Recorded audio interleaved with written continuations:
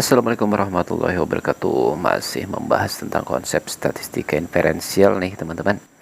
Jadi setelah kita memahami konsep random variable di video sebelumnya, kali ini kita akan lanjutkan nih ya, membahas tentang distribusi probabilitas.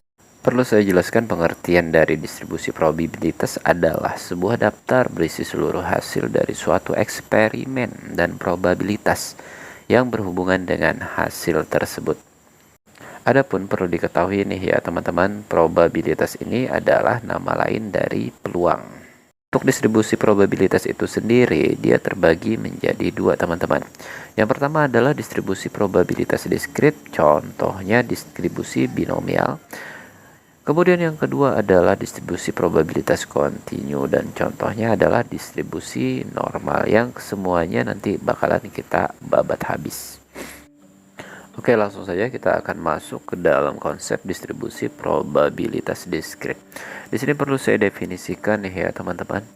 Suatu fungsi f(x) sama dengan p dalam kurung x besar sama dengan x kecil seperti ini teman-teman, disebut sebagai fungsi probabilitas dari x jika memenuhi. Ini diingat nih ya. Yang pertama, f(x) lebih dari sama dengan 0 dan x-nya tentunya lebih adalah anggota bilangan real. Yang kedua adalah jumlah dari fxi itu sendiri sama dengan 1 teman-teman, dimana xi itu adalah x1, x2, x3 bla bla bla sampai xn teman-teman. Dan jangan lupa n nya adalah bilangan bulat positif tentunya. Oke, simpelnya pengertian dari fungsi probabilitas adalah peristiwa-peristiwa yang mungkin terjadi dalam suatu percobaan teman-teman. Baik, biar lebih jelasnya kita coba aja nih masuk ke beberapa contoh soal teman-teman. Contoh soal yang pertama adalah dua keping koin dilempar sekaligus bersama-sama. Jika variabel acaknya adalah muncul sisi gambar atau G teman-teman, tentukan yang A distribusi probabilitas, yang B tabel fungsi probabilitas, dan yang C adalah grafik fungsi probabilitas. Oke, kembali jangan lupa probabilitas tadi adalah peluang teman-teman. Baik, langsung aja kita coba masuk ke alternatif penyelesaian teman-teman. Untuk yang A tadi adalah kita menyatakan distribusi probabilitas. Jadi distribusi probabilitas tadi adalah suatu daftar kan teman-teman, yang memuat hasil dan peluang. Jadi dapat kita nyatakan seperti ini nih, kita bikin tabel seperti ini teman-teman. Oke, untuk yang pertama kita tulis aja peristiwa yang mungkin. Kemudian untuk baris kedua bisa kita tulis keterangannya adalah banyak G yang muncul teman-teman. Jadi peristiwa yang mungkin dari dua keping koin dilempar sekaligus bersama-sama adalah munculnya angka-angka, tentunya angka gambar, gambar angka, dan juga gambar-gambar tentunya teman-teman ya. Nah, untuk banyak G yang munculnya dari angka-angka ini berarti 0 ya teman-teman. Kemudian angka gambar 1 gambarnya, dan gambar angka juga 1, dan kemudian gambar-gambarnya ada 2 teman-teman. Nah, jadi ini adalah distribusi probabilitas dari kasus pertama ini teman-teman, atau dua keping koin dilempar sekaligus bersama-sama, yang mana variabel acaknya tadi adalah muncul sisi gambar. Kemudian yang kedua adalah atau yang B tabel fungsi probabilitas. Nah, jadi untuk tabel fungsi probabilitas ini bisa kita buat seperti ini teman-teman, dimana ada X dan PX teman-teman. Untuk X ini dia adalah variabel acak muncul sisi gambar tadi teman-teman. Untuk PX-nya di sini bisa kita katakan sebagai peluang atau probabilitas dari X teman-teman. Jadi untuk X-nya adalah nilai-nilai G yang muncul tadi teman-teman, yaitu 0, 1, 2. Di sini boleh kita kasih jumlah nih teman-teman ya. Kemudian untuk peluangnya 0 itu adalah 1/4. Jadi peluang gambar tidak muncul, berarti dia adalah 1/4 teman-teman. Satu kali saja gitu kan tidak munculnya. Kemudian muncul sekali 2/4 teman-teman, angka gambar atau gambar angka ya. Jadi 2/4 kita sederhanakan menjadi setengah. Dan kemudian dua-duanya gambar, berarti juga 1/4 teman-teman.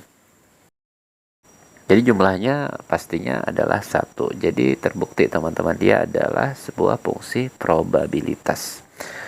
Kemudian untuk grafik fungsi probabilitasnya bisa kita nyatakan seperti ini teman-teman. Oke. Untuk X-nya tadi adalah 0, 1, dan 2, dan untuk probabilitas atau peluangnya dari X-nya tadi adalah hanya ada 1/4 dan setengah, teman-teman.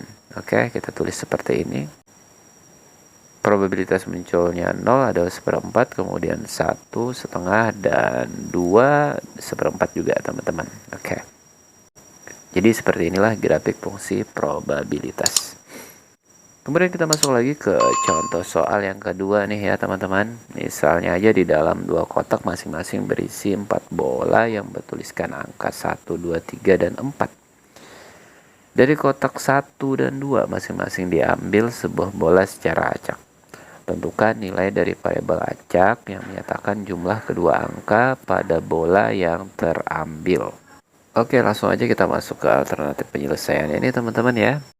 Oke, biar lebih mudah kita bikin aja nih sebuah tabel, teman-teman, seperti ini. Ada kotak 1 dan kotak 2 ya. Dimana tadi isinya adalah 4 buah bola yang bertuliskan angka 1, 2, 3, dan 4. Oke, untuk kotak 1 berarti 1, 2, 3, 4. Kotak 2 kita tulis menurun aja 1, 2, 3, 4. Jadi diambil 1 di kotak 1 dan kotak 2 juga diambil 1. Jadi kita pasangkan aja nih, teman-teman ya. 1, 1, 2, 1, 3, 1. Saya ngambilnya dari atas ke bawah nih ya, teman-teman. Bebas aja sih ya, mau dari bawah ke atas juga nggak apa-apa. Nah, jadi variabel acaknya tadi kan adalah jumlah kedua angka, teman-teman. Jadi kita jumlahkan aja dari ruang sampel yang kita dapatkan. 1 plus 1, 2, 1 plus 2, 3, dan seterusnya, teman-teman. Ada 16 ya. Jadi dapat kita simpulkan nilai variabel acak yang menyatakan jumlah dari kedua angka adalah 2, 3, 4, 5, 6, 7, dan 8, teman-teman. Kemudian lanjut lagi kita ke contoh soal yang ketiga biar lebih jelas nih ya. Di dalam sebuah kotak terdapat 2 kelereng biru dan 4 kelereng merah. Secara acak diambil 3 kelereng. Tentukan distribusi probabilitas X jika X menyatakan banyak bola biru yang terambil. Oke, langsung aja kita ke alternatif penyelesaiannya. Di sini tentunya kita tentukan dulu ya banyak titik sampelnya, teman-teman, atau peristiwa yang mungkin terjadinya.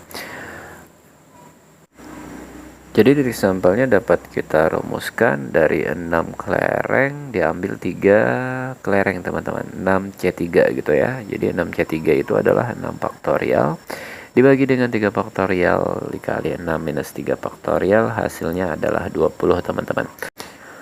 Atau bisa juga menggunakan cara cepat nih ya. 6C3 ini mundur 3 langkah dari 6, kemudian dibagi dengan 3 faktorial juga, pastinya hasilnya adalah 20. Step selanjutnya adalah kita cari dulu banyak cara mendapatkan kelereng biru. Kelereng biru tadi ada 2 aja kan, teman-teman. Jadi 2CX. Tadi kan menyatakan banyak bola biru yang terambil. Jadi 2CX, teman-teman. Kemudian lagi banyak cara mendapatkan kelereng merah. Kelereng merahnya tadi ada 4, teman-teman. Berarti 4C3 minus X. Kenapa jadi 3 minus X, teman-teman? Yang diambil kan hanya 3 kelereng dikurangin dengan si X yang merupakan si kelereng biru. Mudah-mudahan mengerti di sini. Oke, langkah terakhir yang kita lakukan adalah menentukan distribusi probabilitasnya. Jadi distribusi probabilitasnya dapat kita nyatakan sebagai P dalam kurung X besar sama dengan X kecil seperti ini, teman-teman, atau dia sama dengan Fx, dan dapat kita rumuskan sebagai 2Cx dikali dengan 4C3 minus X per 6C3. Nah, dari sini mungkin kalian banyak bertanya-tanya nih. Analoginya kan gini, banyak terambil bola biru dan banyak terambil bola merah dibagi dengan NS-nya, teman-teman.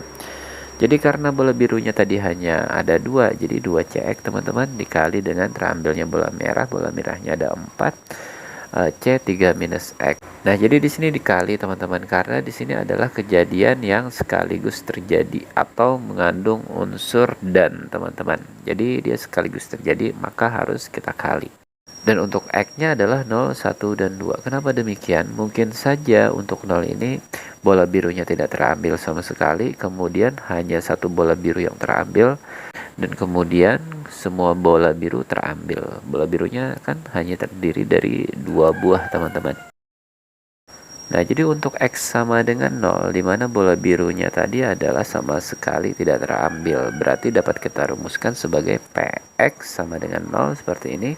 Tinggal kita masukkan aja ke dalam rumusnya, tinggal mengganti X menjadi 0, teman-teman. 2C0 dikali dengan 4C3 minus 0 dibagi dengan 6C3. Hasilnya adalah 0,2, teman-teman. Tetap berpegang pada rumus kombinasi tentunya.